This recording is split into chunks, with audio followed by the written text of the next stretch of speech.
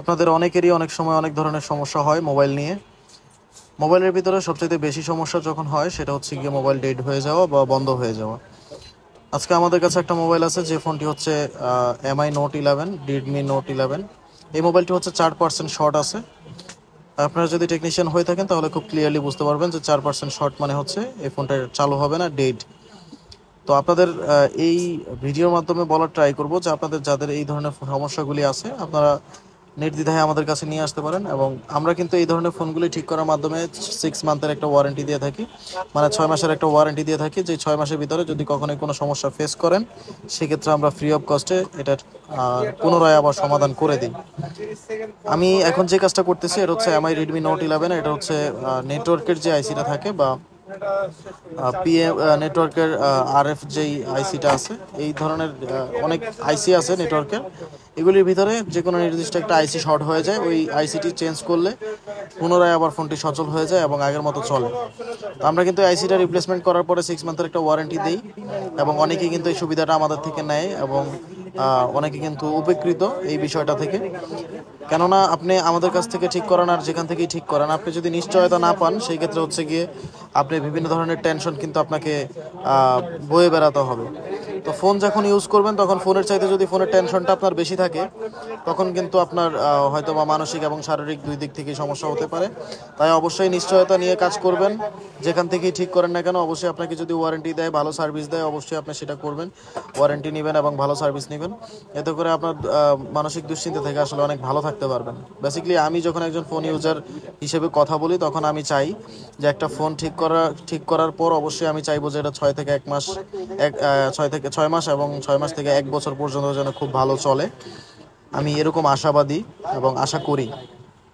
তো অবশ্যই আমি চাই যে এই কাস্টমারের যে রিয়াকশনগুলি এগুলি অবশ্যই আমরা ভালোভাবে বিবেচনা করেই কিন্তু আমরা সবাইকে ওয়ারেন্টির আওতায় রাখি, এবং প্রত্যেকটা কাজের পরে কিন্তু আমরা ওয়ারেন্টি দিয়ে দিই, এবং খুবই কম খরচের মাধ্যমে কিন্তু এই সমাধানগুলি আমরা করে থাকি।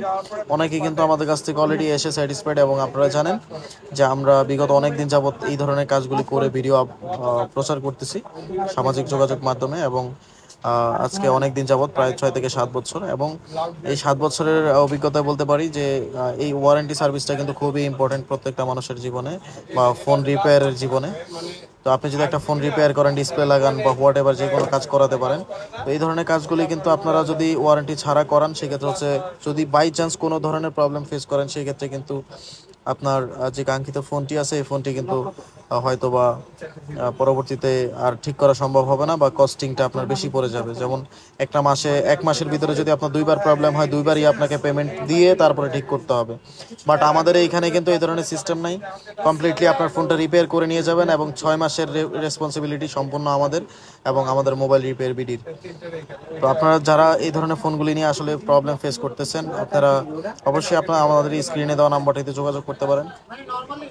এবং আপনারা সবসময় একটা জিনিস খেয়াল রাখবেন, খুবই মূল্যবান একটা জিনিস, আপনার ফোনের কি কাজ করা হচ্ছে এই জিনিসগুলি খুবই ভ্যারি করে। আপনি আপনার ফোনটা যখন ডেড হয়ে যায়, তারপরে এই ফোনটা ডেড হয়ে যাওয়ার পরে কি প্রবলেম থাকে বা কি রিপেয়ার করলে কি হয়, এগুলি আসলে অনেক জানা দরকার। আমি এখন যে কাজটা করলাম এটা হচ্ছে নেটওয়ার্কের একটা আইসি, এটা রিপ্লেসমেন্ট করলাম, এবং বেসিক্যালি হচ্ছে এমআই নোট 11, রেডমি নোট 11 যেটা, এই মোবাইলটির হচ্ছে গিয়ে ফোনটা শর্ট হয়ে বন্ধ হয়ে যায়, মানে একেবারে ডেড হয়ে যায়।